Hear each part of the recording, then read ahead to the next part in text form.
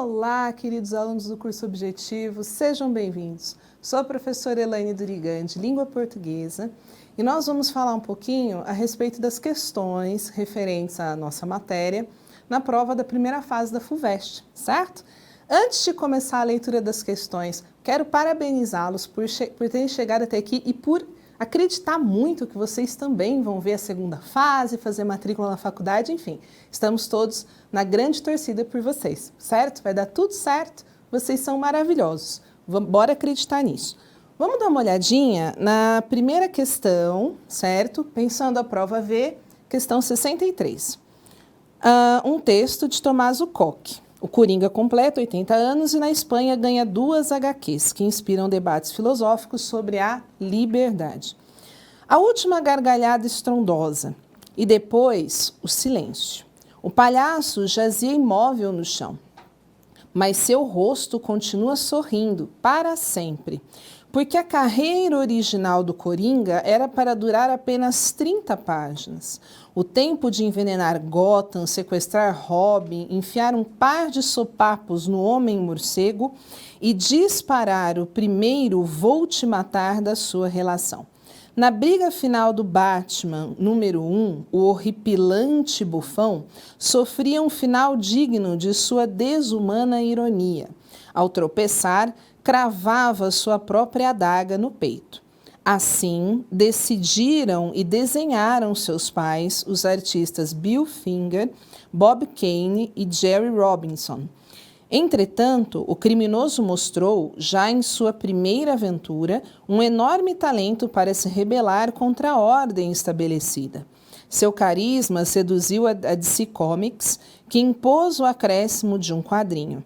Já dentro da ambulância, vinha à tona um dado desconcertante. E então um médico sentenciava: continua vivo e vai sobreviver, certo? É um personagem que nós conhecemos, eu imagino, ou por filme, ou por quadrinho, enfim. Vocês já devem ter visto série, não sei, vocês já devem ter visto alguma referência, não é, a este personagem tão marcante. No fragmento, ao tropeçar, cravava sua própria adaga no peito, a oração em negrito, ao tropeçar, abrange simultaneamente as noções de... O que acontece?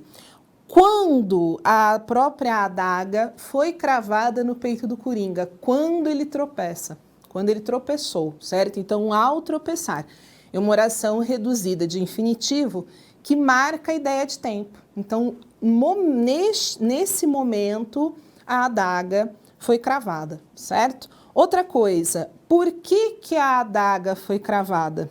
Por conta do palhaço do crime ter tropeçado. O que nos dá a letra E. Essa oração, ela indica tempo, no momento de tropeçar, ao momento de tropeçar, e a causa, por que ele recebeu a adaga? Porque ele tropeçou. Então, a letra E, uma questão relativamente simples. Pergunta 64, questão 64. As vírgulas em "e depois o silêncio" e "em mais seu rosto continua sorrindo para sempre" são usadas, respectivamente, com a mesma finalidade que as vírgulas em.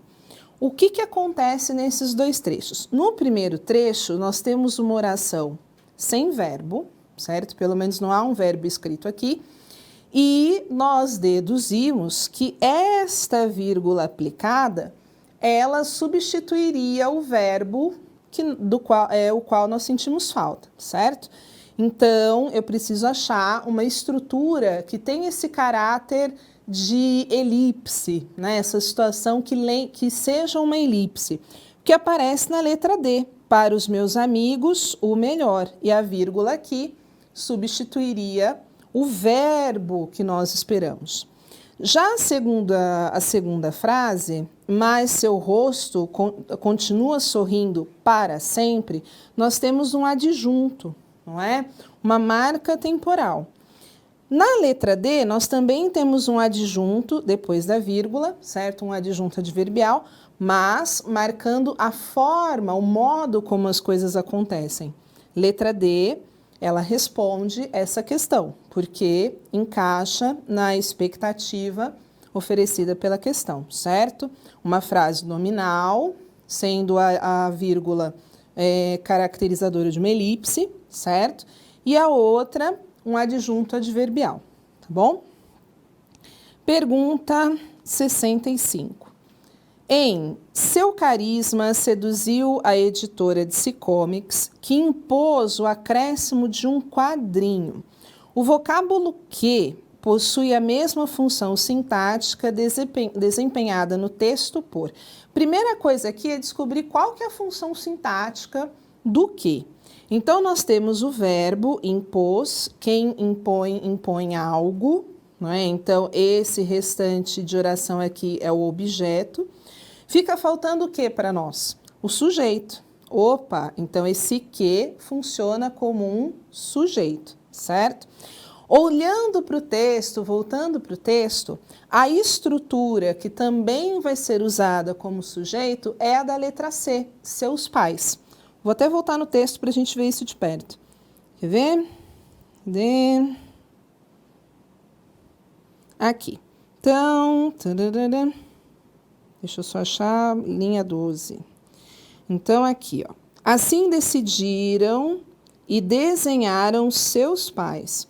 Aqui nós temos um sujeito pós-posto, certo? Tem a mesma função do que apresentado no trecho da questão 65, tá bom? Que impôs, sujeito do verbo impôs.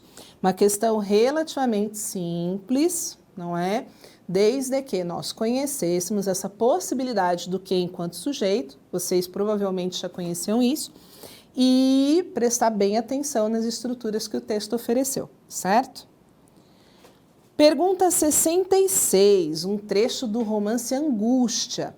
O que a gente precisa lembrar que vai ajudar a responder a essa questão?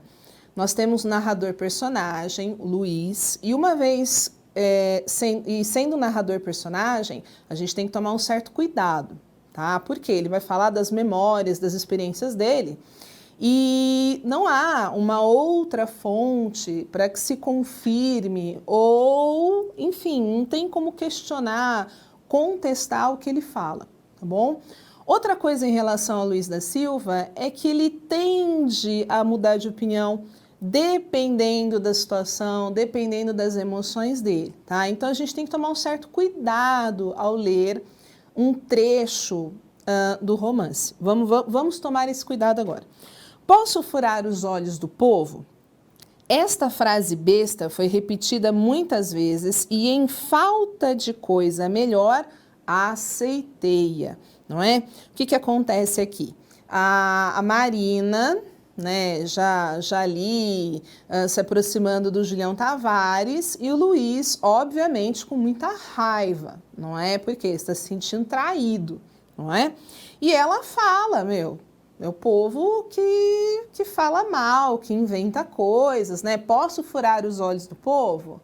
E o Luiz decide aqui nesse trecho dar uma oportunidade, dar um crédito para Marina. Vamos continuar lendo. As mulheres hoje não vivem como antigamente, escondidas, evitando os homens. Tudo é descoberto, cara a cara. Uma pessoa topa outra. Se gostou, gostou. Se não gostou, até logo.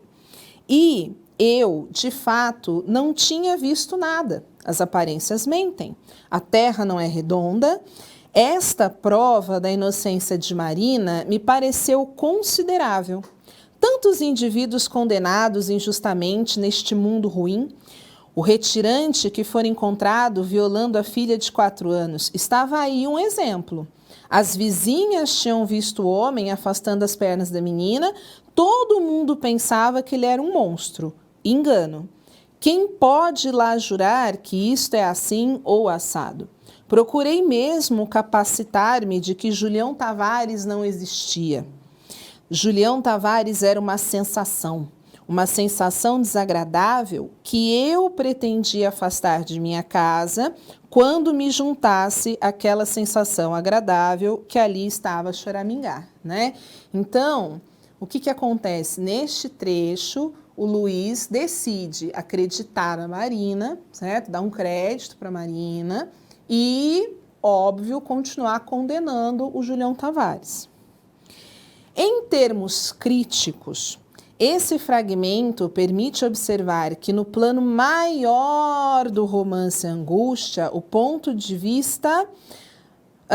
O que acontece? Antes da gente olhar para a alternativa correta, é aquela famosa questão. Você tem o trecho e você tem que pensar o que o trecho te oferece e o que o livro oferece, né? E é uma questão, um tipo de questão com o qual a gente tem que tomar muito cuidado, né? Para não dar uma resposta precipitada, né? E o que acontece aqui? No livro, a grosso modo, o Luiz, ele vai julgando e decidindo, e normalmente, em relação à figura feminina, ele sempre atribui ali uma ideia negativa, né? Quando ele fala muito sempre de unha pintada, sempre maquiada, um comportamento desse jeito, um comportamento negativo, uma situação negativa.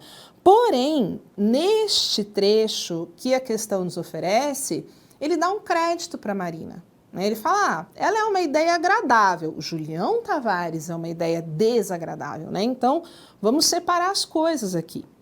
Se a gente entende essas duas perspectivas, o livro e o que o trecho nos dá, nós chegamos à letra E.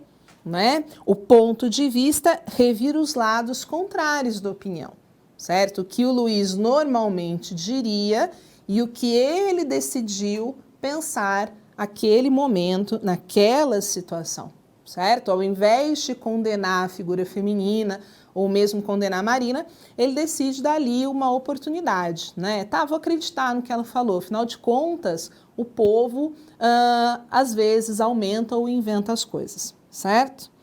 Questão 67. Terça é dia de Veneza revelar as atrações de seu festival anual, cuja a 77ª edição começa no dia 2 de setembro, com a Dromédia Latti, do romano Daniele Lucchetti, seguindo até 12 de setembro, com 50 produções internacionais e uma expectativa extraoficial de colocar o West Side Story, de Steven Spielberg, na ribalta. Então, o que acontece? É um texto, né, do Rodrigo Fonseca, adaptado de um jornal. O texto inicialmente não tem nada demais, até nos depararmos com a expressão dromédia, certo? E uma situação aí linguística para a gente avaliar.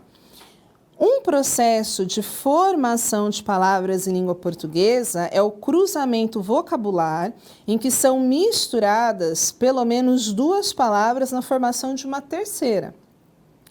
A força expressiva nessa nova palavra resulta na síntese de significados e do inesperado da combinação, como é o caso de dramédia. Desculpa, eu falei dromédia, dramédia. No caso de dramédia no texto.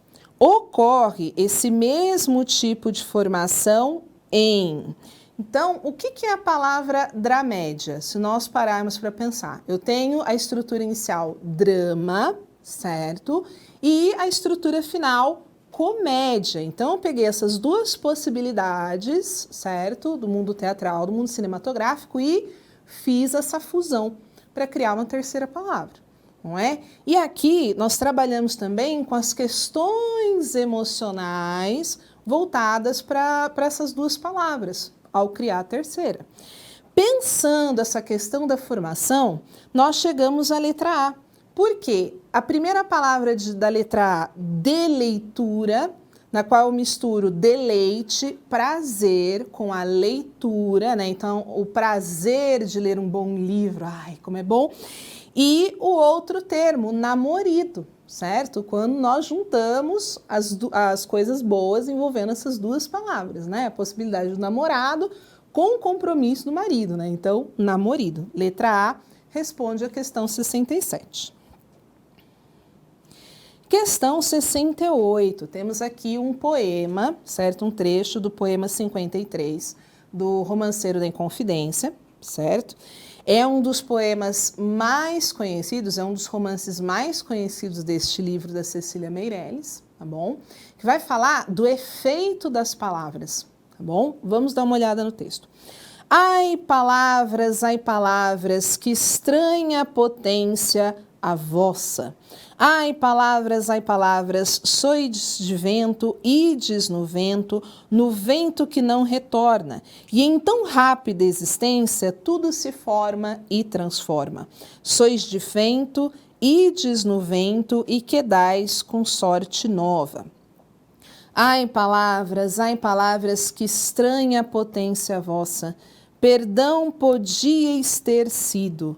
Sois madeira que se corta, sois 20 degraus de escada, sois um pedaço de corda, sois povo pelas janelas, cortejo, bandeiras, tropa. Ai, palavras, que estranha potência a vossa. Éreis um sopro na aragem, sois um homem que se enforca. Então aqui nós temos um jogo em relação aos tempos verbais aplicados, né?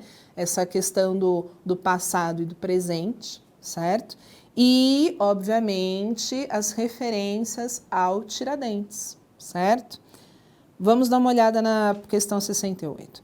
Ao substituir a pessoa verbal utilizada para se referir ao substantivo palavras pela terceira pessoa do plural, lembrando que no texto foi utilizada a segunda pessoa, os verbos dos versos sois de vento, ides no vento, perdão podíeis ter sido, éreis um sopro na aragem, seriam conjugados conforme apresentado na alternativa. Para vocês que estudaram bem as formas verbais, as possibilidades verbais, modos, tempos, pessoas, enfim, essa é uma questão relativamente simples, tá bom? Por quê? Eu tenho dois verbos no presente da segunda pessoa, certo? Presente do indicativo, sois, ides. Então, eu tenho que achar esses mesmos verbos no presente do indicativo para a terceira pessoa. Eu encontro isso na letra A, certo? E encontro isso na letra D. Porém, os outros dois verbos, podíeis, éreis, eles estão no pretérito imperfeito do indicativo para a segunda pessoa. Passando para o pretérito imperfeito da terceira, podiam e eram. Poderiam, vamos nos lembrar, é futuro do pretérito, né? Então, letra A responde a questão 68. Pergunta 69.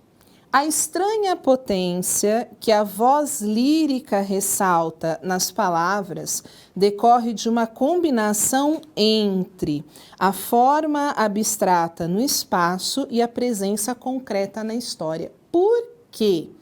Quando a palavra não se registra, ou seja, quando a palavra não é escrita, nós temos a possibilidade dela se perder, dela ser alterada, adulterada, esquecida. Então, ela é uma forma abstrata no espaço.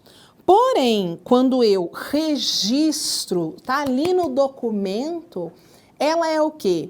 Inalterável, né? Não tem como mexer naquela palavra, ela vai ser sempre aquilo, tá certo? E tem um caráter oficial. Ela tem um caráter de documento. O que me dá a letra B, forma abstrata no espaço e presença concreta na história. Não é? Vamos nos lembrar do decreto, certo? Referente à condenação do Tiradentes, tá bom? Questão 70, temos um trecho da canção do Aldir Blanc, de João Bosco, que foi gravada em 1973. Alferes, ouro preto em sombras, espera pelo batizado, ainda que tarde sobre a morte do sonhador, ainda que tarde sobre as bocas do traidor, raios de sol brilharão nos sinos. 10 vias dar. Ai, Marília, as liras e o amar não posso mais sufocar, e a minha voz irá para muito além do desterro e do sal, maior que a voz do rei. A imagem de Tiradentes, a quem Cecília Meirelles qualificou o alferes imortal, radiosa expressão dos mais altos sonhos desta cidade, do Brasil e do próprio mundo, em palestra feita em Ouro Preto, torna a aparecer como símbolo da luta pela liberdade em vários momentos da cultura nacional. Os versos do letrista Aldir Blanc evocam em novo contexto referente à década de 70 do século passado, o mártir sonhador para resistir ao discurso de autoritarismo e opressão próprios da ditadura militar. Certo? Então, há uma referência à figura do Tiradentes como resistência, não é? Como aquele que busca uma situação diferente. O Aldir Blanc e o João Bosco vão usar essa referência no contexto da década de 70, tá bom? Então, letra C é a minha resposta para a questão 70. Questão 71, traíste-me sem medo. Aqui nós temos um trecho de Mayombe, certo? Tu traíste-me. Sabes a que tu és afinal sem medo. És um ciumento. Chego a pensar se não és homossexual. Tu queria-me só, cama tua, como tu. Um solitário do Mayombe. Desprezo-te, nunca me verás de uma garrafa vazia. Cada sucesso que eu tiver será a paga da tua bofetada, pois não serei um falhado como tu. Esse é um momento, não é, em que o Sem Medo e o comissário estão se desentendendo por causa da Ondina. Não é? A Ondina e o comissário se desentendem, o Sem Medo vai tentar ajudar, né, a Ondina a repensar a situação, e a Ondina acaba falando para o Sem Medo que o comissário não é o homem que ela espera, outras coisas entre o Sem Medo e a Ondina acabam acontecendo, então o Sem Medo não ajudou o comissário. Daí a revolta, né, a mágoa do comissário. Porém, no segundo trecho, peço-te perdão, Sem Medo, não te compreendi, fui o imbecil e quis igualar o inigualável. Neste segundo momento, o comissário ele está percebendo a situação delicada em que eles se encontram, não é? No capítulo A Moreira, o comissário se precipita durante a batalha, durante a luta, e o Sem Medo, para salvar a vida do comissário, não é? Acaba recebendo uma rajada de um rifle para salvar a vida do comissário. E o comissário, vendo o Sem Medo morrer, não é? Decide pedir perdão, decide mudar de ideia. Esses excertos de Mayombe referem-se a conversas entre os personagens comissário e Sem Medo em momentos distintos do romance. Em 1 e 2, as falas do comissário revelam, respectivamente, a decepção por Sem Medo não ter intercedido a seu favor na conversa com Ondina. Ondina fala, não quero mais o comissário, ele não é o cara para mim, e o Sem Medo não insiste. E o desespero diante do companheiro baleado. Por que o desespero? Porque o comissário vê como ele foi injusto, como ele foi precipitado no julgamento ao Sem Medo, não é? E vê que o Sem Medo está o quê? Morrendo. Letra B responde a questão 71. Texto de 9 noites para as próximas questões. Leucipo perguntou o que eu tinha ido fazer na aldeia. Preferi achar que o tom era amistoso e, no meu paternalismo ingênuo, comecei a lhe explicar o que era um romance. Eu tentava convencê-lo de que não havia motivo para preocupação. Tudo o que eu queria saber já era conhecido e ele me perguntava, então por que você quer saber se já sabe? Tentei lhe explicar que pretendia escrever um livro e mais uma vez o que era um romance, o que era um livro de ficção, e mostrava o que tinha nas mãos, que seria tudo historinha, sem nenhuma consequência na realidade. Ele seguia incrédulo, fazia-se de desentendido, mas na verdade só queria me intimidar. As minhas explicações sobre o romance eram inúteis. Eu tentava dizer que para os brancos que não acreditam em deuses, a ficção servia de mitologia, era o equivalente dos mitos dos índios. E antes mesmo de terminar a frase, já não sabia se o idiota era ele ou eu. Ele não dizia nada a não ser: o que você quer com o passado? Repetia. E diante da sua insistência bovina, tive de me render à evidência de que eu não sabia responder à sua pergunta. Sem prejuízo de sentido e fazendo as adaptações necessárias, é possível substituir as expressões em destaque por complacência, paternalismo, não é? É aquela situação de tolerância. Nossa, quantas vezes o nosso pai, por exemplo, percebe que a gente está fazendo uma besteira, tá bom, com o tempo ele aprende. Então, a complacência, certo? Quando ele fala historinha, eu estou inventando, é ficção, invenção. Quando ele diz, ele se fazia de desentendido, né? de bobo, de tolo, não é? E a ideia a expressão que ele usa aqui, a insistência bovina, né? De parecer não querer enxergar as coisas, né? Se fazer de cego. Então, letra D responde a questão 72. Questão 73. As respostas do narrador, né? Aqui nós estamos trabalhando um trecho referente ao narrador, investigador, ao jornalista de 2002, que quer ali retomar a história do Bill Quane, né? Quer entender o que aconteceu com ele. As respostas do narrador às perguntas de Leucipo são uma tentativa de disfarçar o caráter investigativo do romance, embasado em testemunhos dos Craô. Né? Então, o nosso narrador investigativo quer ali buscar informações, não é? Para contestar, confirmar as ideias que ele já tem. E para isso, ele precisa dos testemunhos, não é? Mas o Leucipo está ali insistindo, evitando. Por que você quer perguntar uma coisa que você já sabe? Enfim, questão 73, letra B, responde para nós, certo? Questão 74. Na cena apresentada, que explora o desconforto gerado pela difícil interlocução com o indígena, o narrador se sente frustrado com a reação do Leucipo, não é? Tanto que ao final do texto ele fala, do nosso trecho ele fala: eu não sabia mais quem era o idiota, se era ele ou era eu. E se nós pegarmos o livro Nove Noites e lermos um pouco mais para frente do trecho apresentado, ele fala: em outra situação ofereceria resistência, mas aqui, né? Então ele se sente frustrado com a reação de Leucipo. Leucipo não dá as respostas que ele espera, certo?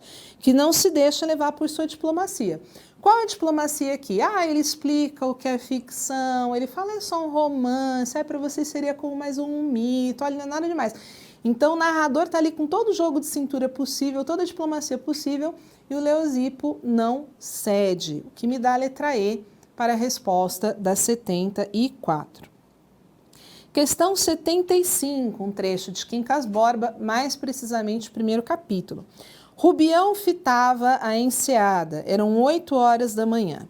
Quem o visse com os polegares metidos no cordão do chambre, à janela de uma grande casa de Botafogo, cuidaria que ele admirava aquele pedaço de água quieta, mas em verdade vos digo que pensava em outra coisa. Cotejava o passado com o presente, que era, há um ano, professor, que é agora capitalista. Olha para si, para as chinelas, umas chinelas de Tunis que lhe deu o recente amigo Cristiano Palha, para a casa, para o jardim, para a enseada, para os morros e para o céu. E tudo, desde as chinelas até o céu, tudo entra na mesma sensação de propriedade. Vejam como Deus escreve direito por linhas tortas, pensa ele. Se Mana Piedade tem casado com Quincas Borba, apenas me daria uma esperança colateral, né? Uma possível herança por parte da irmã. Não casou. Ambos morreram, e aqui está tudo comigo, de modo que o que parecia uma desgraça, não é? E aí a gente subentende, acaba se tornando uma coisa boa para o Rubião. Aí você vai falar, nossa, Dorigan, eu lembro de ter lido isso no livro e eu fiquei um tanto quanto constrangido, como assim? Pois é, amores, aqui nós estamos trabalhando com uma situação dupla.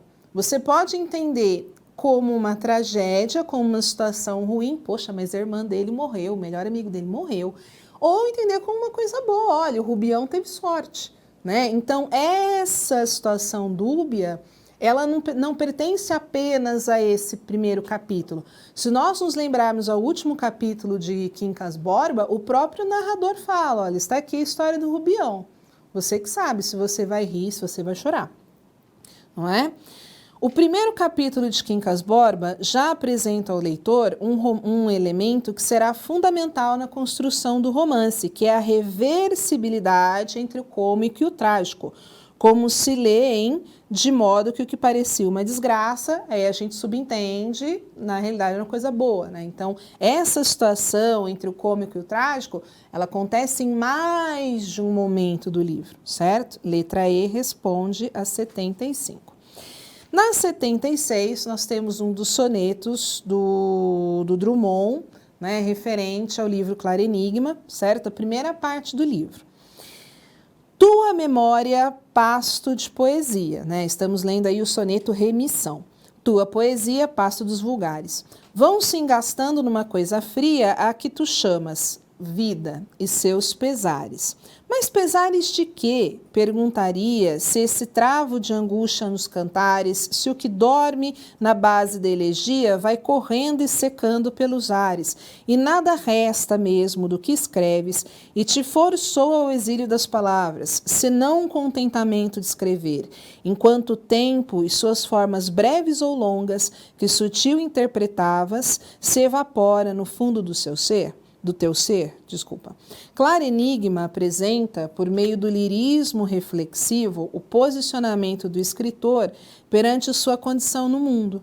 Não é? Que nós temos um momento de maior equilíbrio do eu lírico em relação ao mundo, certo?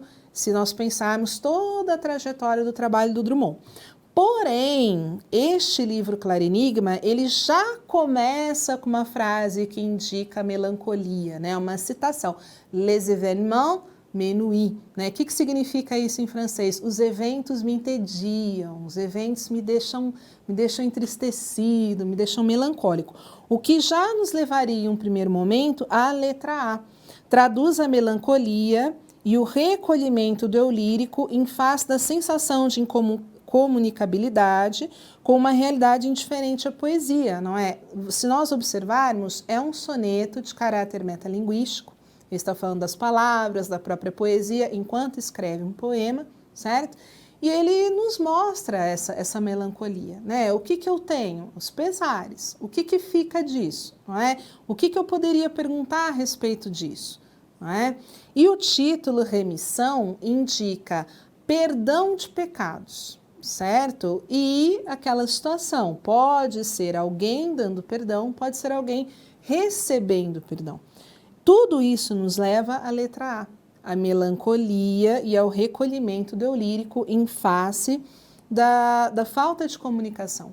E nessa primeira parte do livro, não é o único poema que fala disso, de Solução, que é o poema de abertura do livro, que fala dos braços cruzados, o mundo mudando e o eu lírico não quer saber.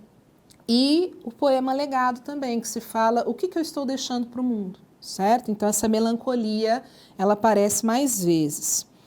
Pergunta 77. E você? O que toma para ficar melhor? Eu tomo distância. Eu adoro a Mafalda. Eu não sei vocês, eu sou suspeita para falar, eu adoro a Mafalda. E essa resposta da Mafalda é fenomenal. O efeito de humor presente nas falas das personagens decorre da quebra de expectativa gerada pela polissemia. O verbo tomar, ele é usado em mais de um sentido. Então, o amiguinho da Mafalda, ele está perguntando, quando você não está se sentindo bem, o que você toma? Sei lá, remédio para dor de cabeça, né? Enfim. Ela fala, eu tomo distância, né? Então, aqui nós temos uma situação denotativa e uma outra perspectiva em relação ao verbo tomar, o que nos dá polissemia, né? Uma atitude, uma situação adotada em relação ao verbo tomar, polissemia. Texto para as questões 78 a 80, lembrando que língua portuguesa, 78 e questão 79. Psicanálise do açúcar, não é? O açúcar cristal ou açúcar de usina mostra a mais instável das brancuras. Quem do Recife sabe direito a quanto e o pouco desse quanto que ela dura? Sabe o mínimo do pouco que o cristal se estabiliza cristal sobre o açúcar, por cima do fundo antigo de mascavo, do mascavo barrento que se incuba. E sabe que tudo pode romper o mínimo em que o cristal é capaz de censura, pois o tal fundo mascavo logo aflora, quer inverno ou verão, nele o açúcar. Só os banguês que ainda purgam, ainda o açúcar bruto com barro de mistura. A usina já não purga, da infância, não de depois de adulto, ela o educa. E enfermarias com vácuos e turbinas, em mãos de metal de gente indústria, a usina o leva a sublimar em cristal o pardo do xarope. Não o purga, cura. Mas como a cana se cria ainda hoje, em mãos de barro de gente agricultura, o barrento da pré-infância logo aflora, quer inverno ou verão, nele o açúcar. Então, nós temos aqui um poema do João Cabral de Melo Neto, né? E uma discussão que compara a situação do banguê, também conhecido como engenho, certo? E a usina. E qual é o contraste aqui? O banguê, o engenho, ele é voltado para uma produção artesanal, né? Então depende muito da tração animal, do trabalho manual humano, obviamente, não é? Já a usina, nós temos o quê? Um trabalho mais voltado para produção com maquinário, né? Com industrialização. Então, nós temos essa oposição aqui.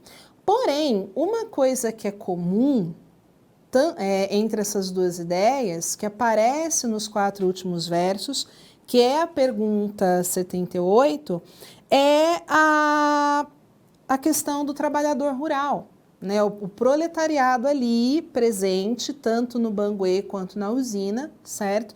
E a precariedade é reconhecida nesse trabalho. Então, revelam que na base de toda empresa açucareira, banguê ou usina, está o trabalhador rural, certo? Essa mão de obra utilizada.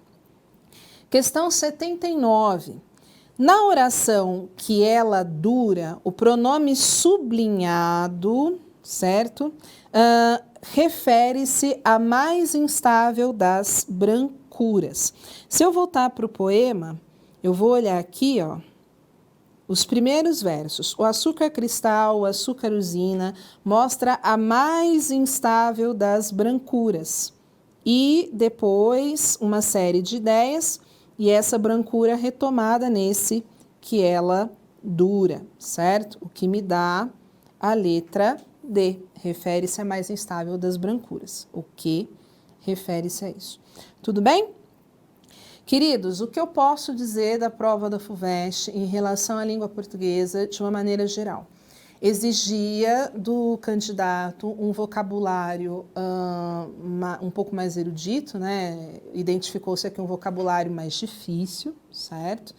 E uma prova que demandava muita atenção do candidato. Óbvio, conhecer os livros, né? Ter aí uma boa leitura. Tudo bem? Espero que essa discussão tenha ajudado a entender um pouquinho mais a prova, certo? Vocês são maravilhosos, todos nós estamos na torcida, tá bom? Agora é só esperar a segunda fase. Muito obrigada pela sua presença e até a próxima.